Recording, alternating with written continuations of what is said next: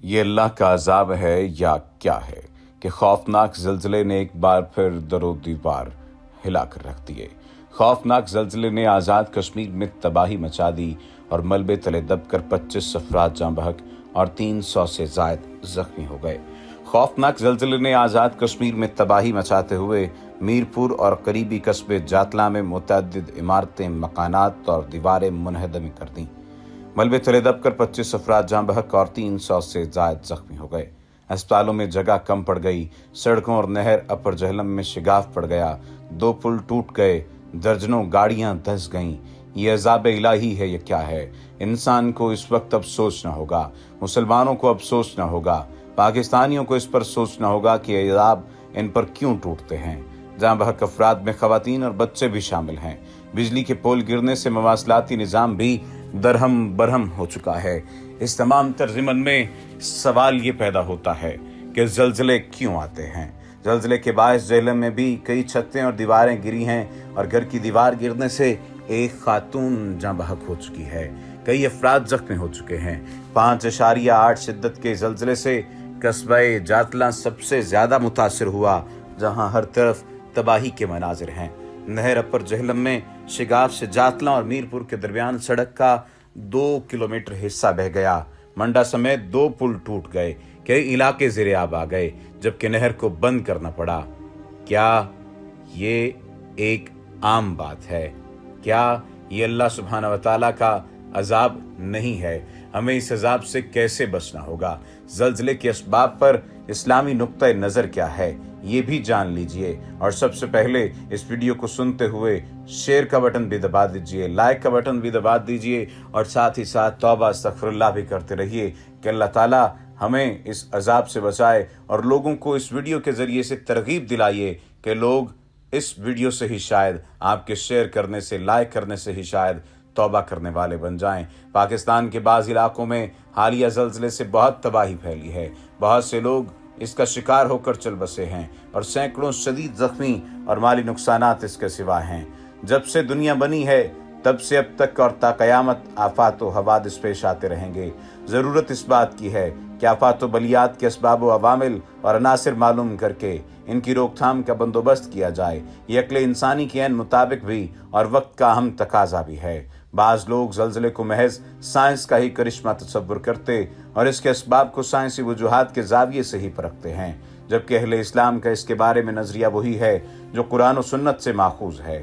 سائنسی وجوہات کا دار و مدار بھی تو اللہ احکم الحاکمین کے حکم پر ہے، اس لیے محض سائنسی وجوہات تک محدود رہنے کی بجائے اس کے آگے اللہ رب العزت کے حکم اور ارادے کو جاننا اور ماننا چاہیے۔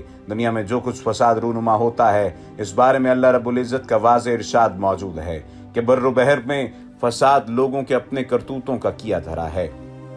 جامعہ ترمذی میں روایت ہے، حضرت ابو ہریرہ رضی اللہ تعالیٰ عنہ فرماتے ہیں کہ حضور نبی کریم صلی اللہ علیہ وآلہ وسلم نے ارشاد فرمایا کہ جب مال غنیمت کو ذاتی ملکیت سمجھا جانے لگے، امانت مال غنیمت سمجھ کر دبا لی جائے، زکوٰۃ کو تاوان سمجھا جانے لگے، دینی تعلیم دنیاوی مفادات کے لیے حاصل کی جائے، انسان اپنی بیوی کی اطاعت اور ماں کو ستائے، دوست کو قریب اور ماں باپ کو دور کرے، انسان کی عزت اس لیے کی جائے تاکہ وہ شرارت نہ پھیلائے، گانے بجانے والی عورتیں اور گانے بجانے کے سامان کی کثرت ہو جائے، شرابیں پی جانے لگیں اور بعد میں آنے والے لوگ امت کے پچھلے لوگوں پر لعنت کرنے لگیں، تو اس زمانے میں سرخ آندھیوں اور زلزلوں کا انتظار کرو، زمین میں دھس جانے اور صورتیں مسخ ہو جانے اور آسمان سے پتھر برسنے کے بھی منتظر رہو، اور ان عذابوں کے ساتھ دوسری ان نشانیوں کا بھی انتظار کرو جو پے در پے اس طرح ظاہر ہوں گی جیسے کسی لڑی کا دھاگا ٹوٹ جائے اور لگاتار اس کے دانے گرنے لگیں۔ حضرت انس رضی اللہ تعالیٰ عنہ فرماتے ہیں، میں ایک شخص کے ساتھ ام المومنین حضرت عائشہ صدیقہ رضی اللہ تعالیٰ عنہا کی خدمت میں حاضر ہوا، اور میرے ساتھی نے ان سے سوال کیا، ام المومنین ہمیں زلزلے کے متعلق بتائیے کہ وہ کیوں آتا ہے۔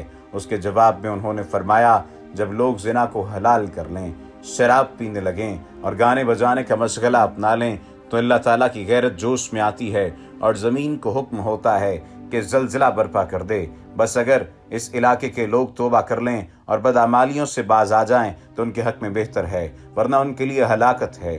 حضور اقدس کے مبارک زمانے میں زلزلے کا جھٹکا محسوس ہوا تو آپ نے زمین پر اپنا مبارک ہاتھ رکھ کر فرمایا، اے زمین تو ساکن ہو جا۔ پھر لوگوں کی طرف متوجہ ہو کر فرمایا تمہارا رب چاہتا ہے کہ تم اپنی خطاؤں کی معافی مانگو۔ اس کے بعد زلزلے کے جھٹکے رک گئے۔ سیدنا عمر بن الخطاب کے زمانہ خلافت میں زلزلے کے جھٹکے محسوس کیے گئے تو حضرت عمر نے لوگوں سے مخاطب ہو کر فرمایا اے لوگو، یہ زلزلہ ضرور کسی بڑے گناہ کی وجہ سے آیا ہے۔ فقیہ امت اور جلیل القدر صحابی سیدنا عبداللہ ابن مسعود کے زمانے میں ایک مرتبہ کوفہ میں زلزلہ آیا تو انہوں نے یہ اعلان کیا اے لوگو، یقیناً تمہارا رب تم سے ناراض ہو چکا ہے اور اپنی رضامندی چاہتا ہے، تو تم اسے راضی کرو اور اسی کی طرف رجوع کرتے ہوئے توبہ کرو، وگرنہ اسے یہ پرواہ نہ ہوگی کہ تم کسی وادی میں ہلاک ہوتے ہو۔ حضرت عمران بن حسین سے روایت ہے کہ رسول اکرم صلی اللہ علیہ وآلہ وسلم نے فرمایا امت میں زمین دھسائے جانے اور صورت مسخ ہونے کا اور پتھر برسنے کا عذاب بھی ہوگا۔ ایک شخص نے عرض کیا کہ کب ہوگا؟ آپ نے فرمایا جب گانے والی عورتیں اور گانے بجانے کا سامان ظاہر ہو جائے گا اور شرابیں پی جانے لگیں گی۔ حضرت عمر بن عبدالعزیز نے اپنے گورنروں کو پیغام بھیجا تھا کہ سنو، اچھی طرح جان لو کہ زلزلے کے جھٹکے سزا کے طور پر آتے ہیں۔ تم لوگ صدقہ و خیرات کرتے رہا کرو اور استغفار میں لگے رہو۔ نیز حضرت آدم علیہ السلام کی دعا ربنا ظلمنا انفسنا وان لم تغفر لنا، اس کو پڑھتے رہو اور بار بار اس کا ذکر کرتے رہو۔ اللہ سے مانگتے رہو کہ اے پروردگار، ہم نے اپنی جانوں پر ظلم کیا ہے، اگر تو ہمیں معاف نہ کرے گا اور ہم پر رحم نہ فرمائے گا تو ہم تباہ ہو جائیں گے۔ اسے کثرت سے پڑھا کرو۔ شام میں زلزلے کے موقع پر سیدنا عمر بن عبدالعزیز نے انہیں یہ لکھ کر بھیجا نکل جاؤ اور جو شخص صدقہ کر سکتا ہے وہ ضرور کرے، کیونکہ اللہ تعالیٰ کا فرمان ہے بے شک اس نے فلاح پائی جو پاک ہو گیا اور جس نے اپنے رب کا نام یاد رکھا اور جو نماز پڑھتا رہا۔ توبہ، استغفار، صدقہ اور بعض اہل علم کے نزدیک جماعت کے علاوہ نماز بھی پڑھی جا سکتی ہے۔ چنانچہ بحقی شریف میں ہے کہ سیدنا ابن عباس نے بصرہ میں زلزلہ نہ ہونے یا روکنے کی نماز پڑھی تھی۔ یاد رکھیے کہ زلزلہ اور دیگر قدرتی آفات محض عذاب ہی نہیں بلکہ اللہ کے نیک بندوں پر بطور آزمائش بھی آتی ہیں۔ اس لیے رجوع اللہ کے ساتھ دنیا بھر میں بسنے والے تمام افراد سے گزارش ہے کہ آفت زدہ لوگوں کی بلا تفریق مذہب بحیثیت انسان ہر ممکن مدد کی جائے۔ بالخصوص اسلام تو اپنے پیروکاروں کو یہی تعلیم دیتا ہے کہ مصیبت کی گھڑی میں اجتماعی طور پر مسلم اور غیر مسلم کے فرق کو بالائے طاق رکھتے ہوئے بڑھ چڑھ کر رفاعی خدمات انجام دی جائیں۔ اللہ تعالی ہم سب کے حال پر رحم فرمائے اور اس تنبیہ سے عبرت حاصل کرنے کی توفیق عطا فرمائے۔ وما علینا الا البلاغ المبین۔